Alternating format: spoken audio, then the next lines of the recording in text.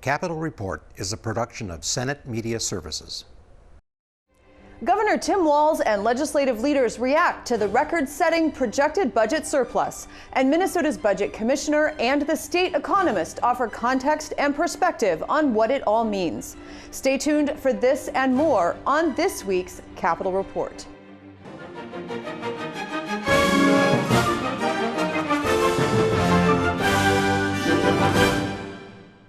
Welcome to this week's program. I'm Shannon Loehrke. The November budget and economic forecast has been released, providing a picture of the state's economic health, and the news is remarkable.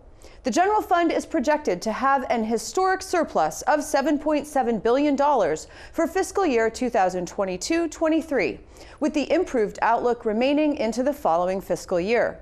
The report attributes the robust forecast to strong growth in income, consumer spending, and corporate profits.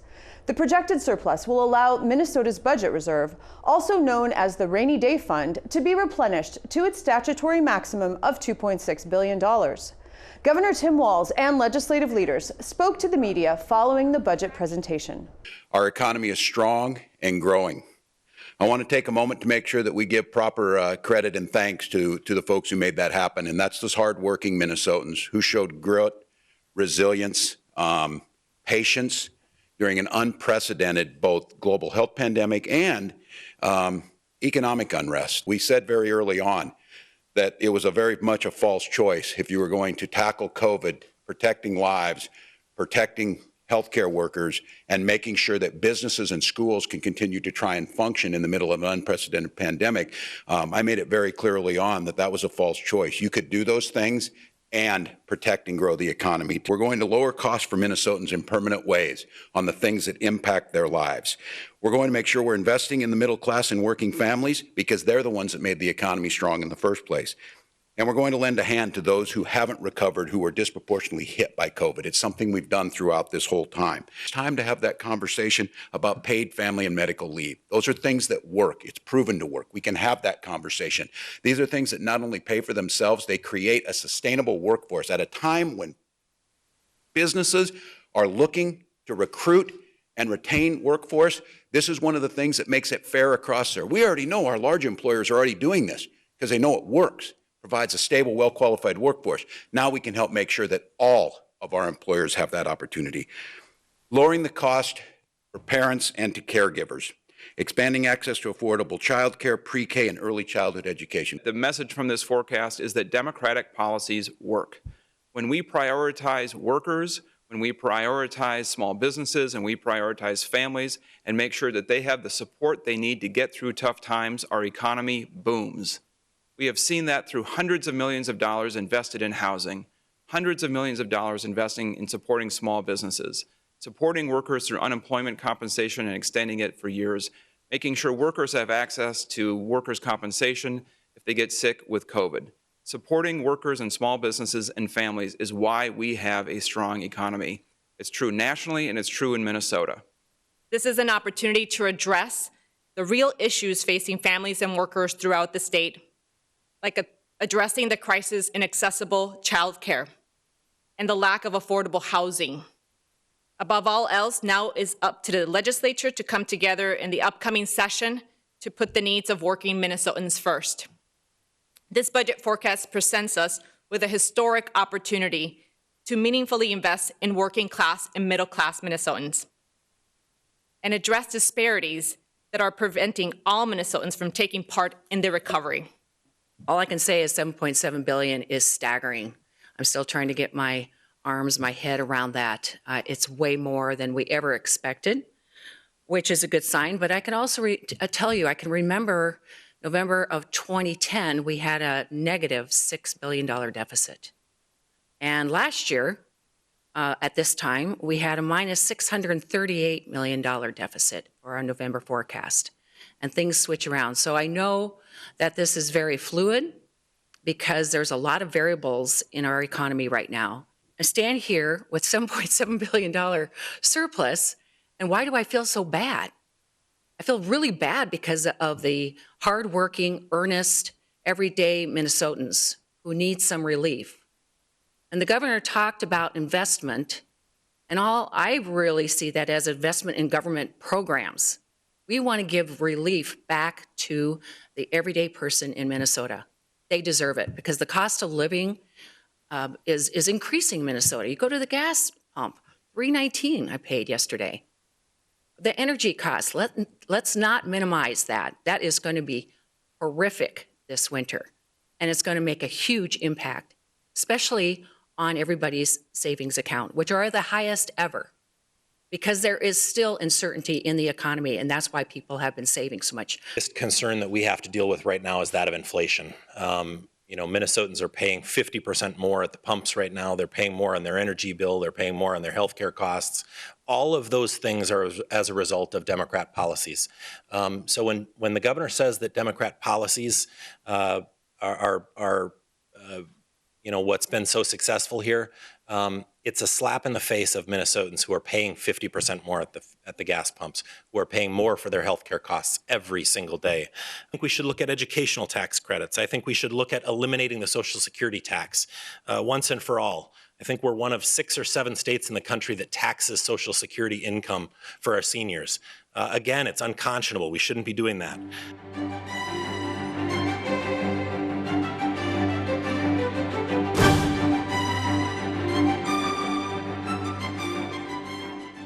The first of 2 budget forecasts that will help lawmakers make policy and funding decisions in the coming legislative session has been released and projects a surplus of $7.7 billion for the biennium that will end in the middle of 2023.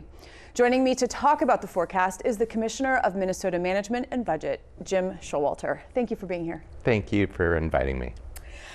At the budget presentation, you said that the $7.7 billion projected surplus is, quote, out of the ordinary in these extraordinary times. What did you mean? The number surprised all of us. And, we've been going through highs and lows over the last couple of years. We've been dealing with COVID, social strife, questions coming all the time. And all of a sudden, here is literally the largest surplus we've ever seen. I've been in state service for more than 20 years, off and on, but overall, I've done a lot of forecasts, been around and contributed to many of them. Never has everything kind of gone the same direction like this forecast did, and lead to such a unambiguous conclusion of resetting the budget and taking us to a different place. Now you're talking about resetting. The surplus is due to higher than expected tax receipts in Minnesotans' income, in consumer spending, and in corporate profits.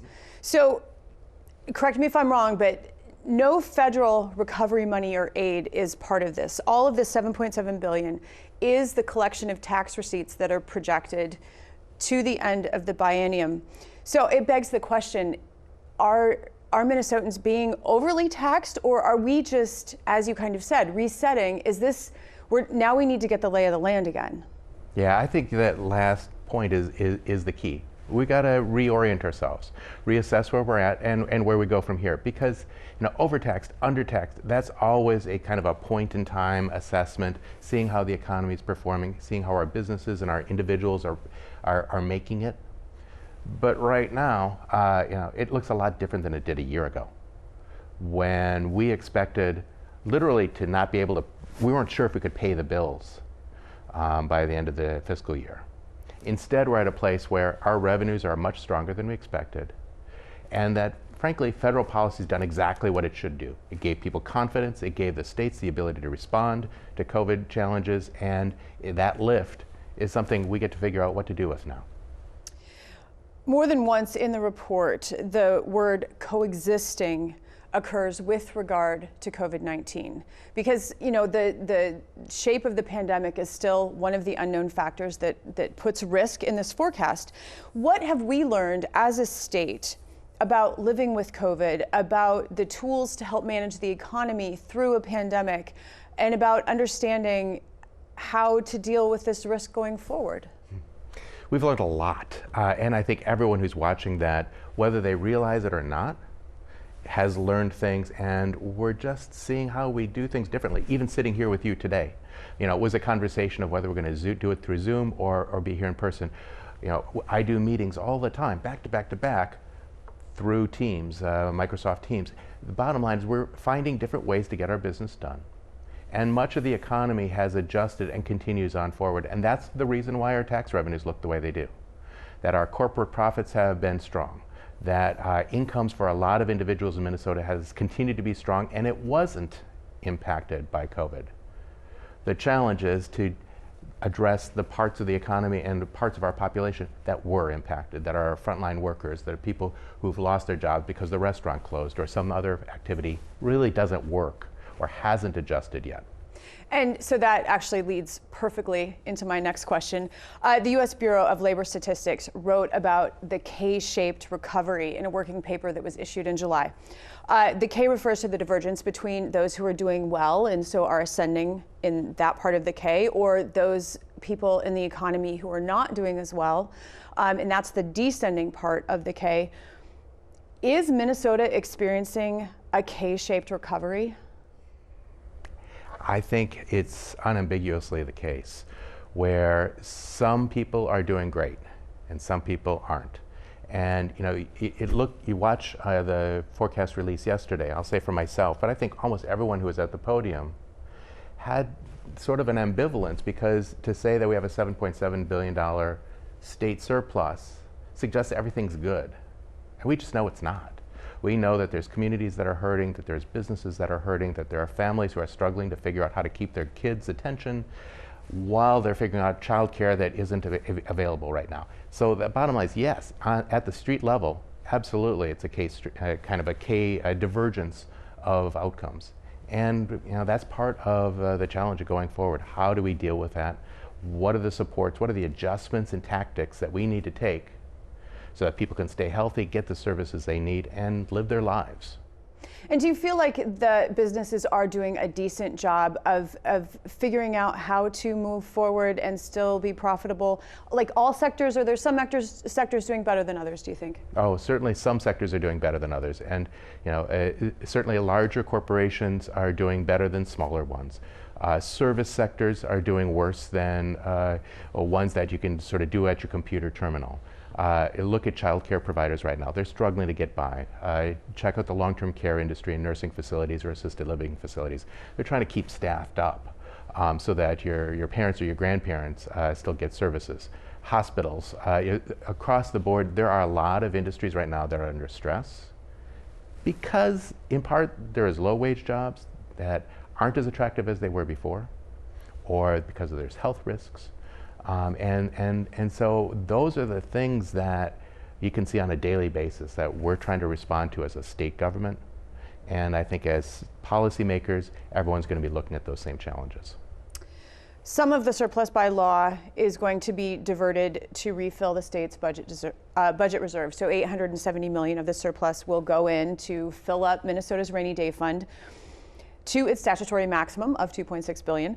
Why is it so important that Minnesota keep this reserve as full as possible? I think the best example is just what we lived through. You know, when I came on as commissioner of MMB a year and a couple months ago, some of the first voices that I heard from the legislature was, start cutting because we aren't going to have enough money to pay the bills by the end of June. We're going to need every dollar in that budget reserve in order to just get out of the year. And if we didn't have a budget reserve, we'd have made a lot of changes really quickly in order to just sort of keep going. And those cuts, those changes, those taxes, those staff cuts would have compounded the problem that the economy and the state's budget would have had right now. You know, being able to assess the information, get a clear view of where you're going is invaluable when you're going through fog. And that's what we've been doing. We've been going through fog. The reserve is our light. It helps us sort of assess where we're at and gives us time to make good decisions. Final question. How does or will inflation impact the forecast and the economy? This forecast assumes that inflation will return to, quote, normal in 2023. But what if it doesn't? If it doesn't, it takes a bite out of everything we're expecting. You know, current services is the appropriation level that we've put into place. You expect certain levels of activity, certain services. If inflation remains high, you know, the services that we get this biennium for those dollars are going to be less. if inflation persists into the future years, our numbers aren't going to be apples to apples. They're going to be apples to some smaller apples or crab apples, because the services will cost more and we're going to be allocating the same level of dollars. So that is always a problem and a worry for somebody in my position, because we want to make things as simple as possible, and inflation really makes it hard. Commissioner Jim Schowalter, so nice to see you in person. Thank you for coming. Thank you.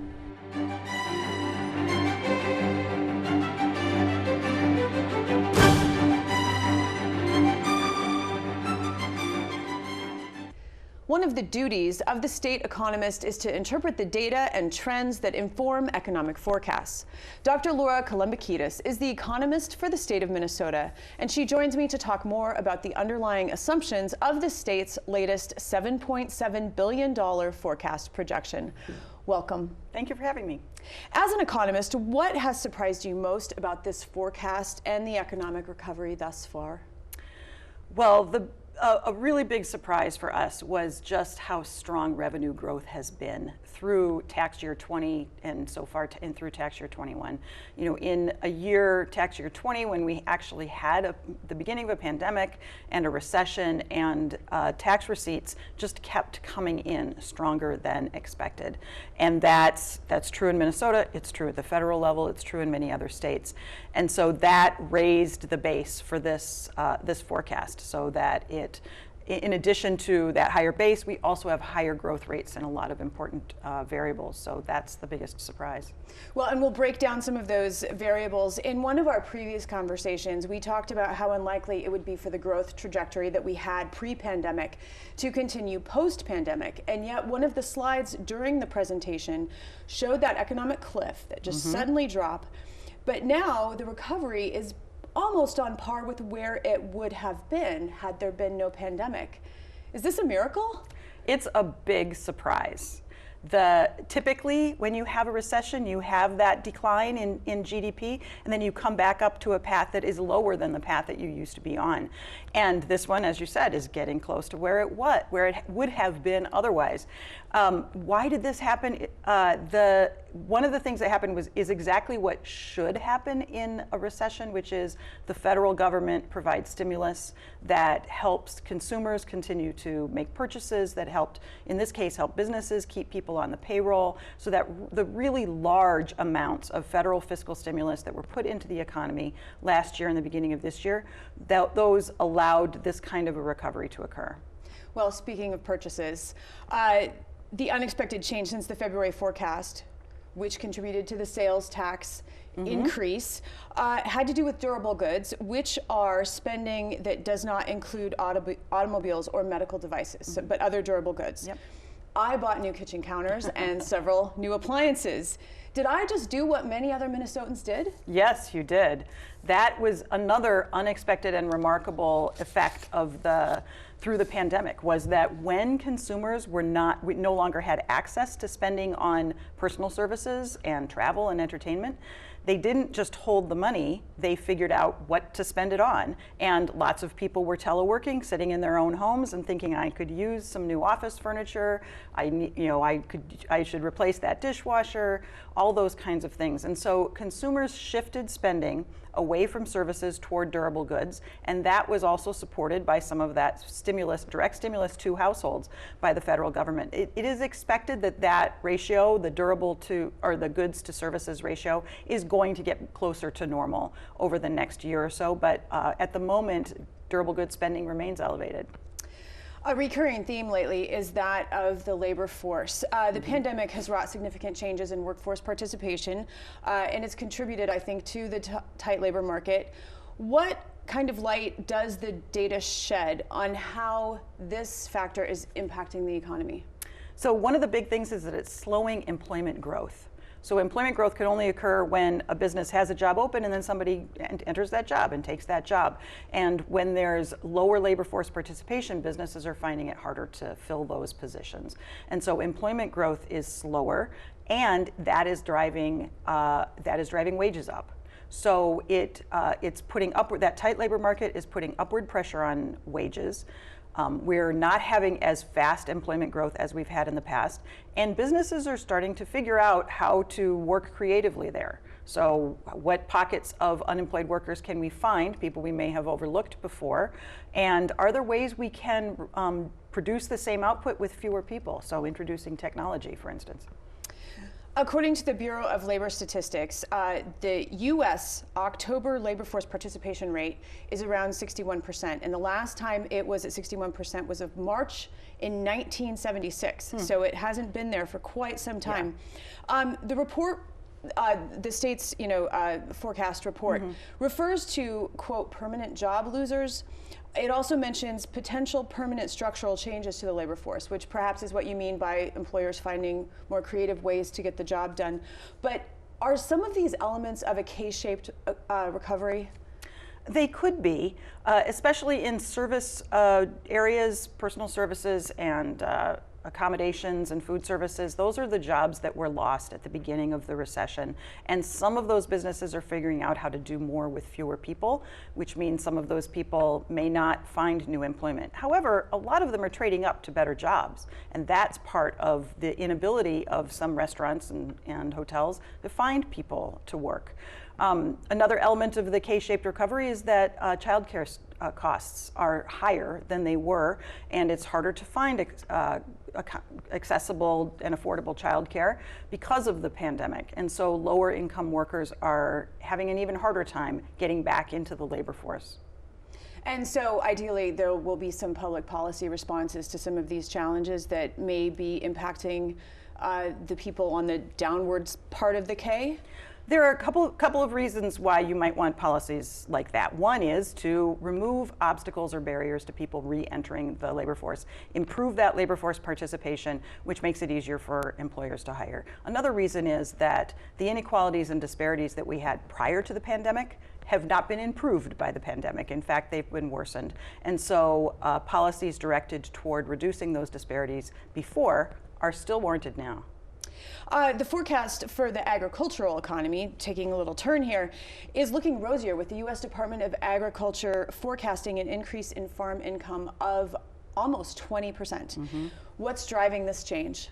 So that's an increase in commodity prices, and it's a surprising change because it comes on the heels of the end of very high federal payments to farmers. And so for them to have their profits and their revenues continue even after those federal payments are gone is really a good sign for them, because it means that their costs of goods sold, the cost of the commodities that they're selling, or the prices of those commodities is increasing. And even as their inputs costs are increasing, which is true for lots of businesses now, then their margins are remaining strong, and so they're still able to make those profits. So it's a good sign.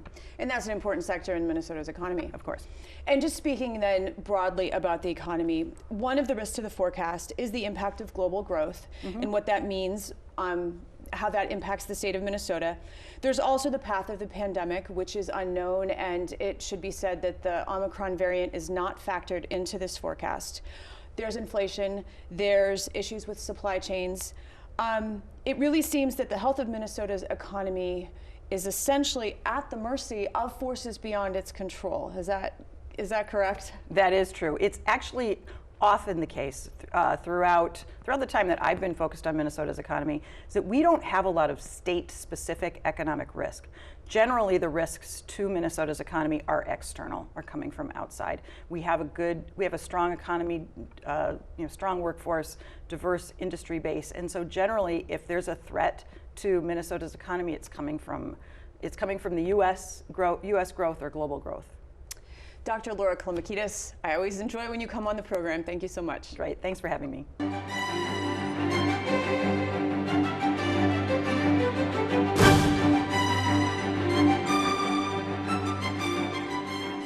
A key Senate committee heard from nursing homes and hospital professionals about the challenges they face in staffing their facilities. We have done all kinds of things to try to be creative in building our workforce. We have looked at people that have left our organization.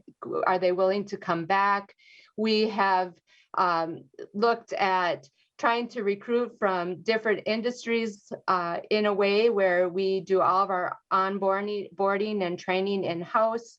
We pay for CNA training, and we pay for their time to take CNA training.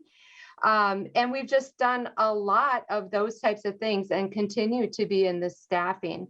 We have thought that the National Guard has been really helpful and encouraged our organization administrators to do that, but there's this fear, first of all, that they're admitting that they need help and that they can't take care of people, right? And then they don't want to report it because there's fear that maybe the health department will then come in, and now we've opened ourselves up to more problems. In the beginning of the pandemic, it was all about the supplies. It was all about the number of ventilators we had and all about our personal protective equipment. And could we get enough PPE for our employees? As we fast forward now 20 months later, it's all about staffing, or more particularly the lack of staffing. This past week, hospitals were caring for about 7,223 patients in an inpatient acute bed. So they were getting care in the hospital in a bed, and we were at maximum capacity with that number. In July of 2020, that number was as high as 8,355. So unfortunately, this is a reduction of 1,132 fewer patients that we are taking care of on an inpatient basis. And this is not because there's a reduction in demand. It is because there's just not enough healthcare staff. One of Minnesota's largest health systems in the state said that their overall applications had fallen by 50% compared to a year ago. So that's just so many fewer people who are interested in working in healthcare. The critical access hospitals in the meeting, these are the rural hospitals around the state, said that on average, they had vacancy rates of over 11%, and there just aren't people in the community to fill those jobs. Hospitals, and the third one I want to mention is hospitals reported that hiring RNs through staffing agencies and these temporary float pools has gone from a price cost of $85 an hour to over $200 to $220 an hour.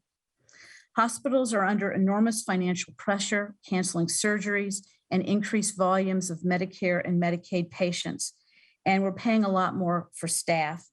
We are very hopeful that lawmakers will be willing to use some of the surplus to help with not only short-term costs at hospitals, but as has been mentioned, longer-term healthcare career programs and workforce development.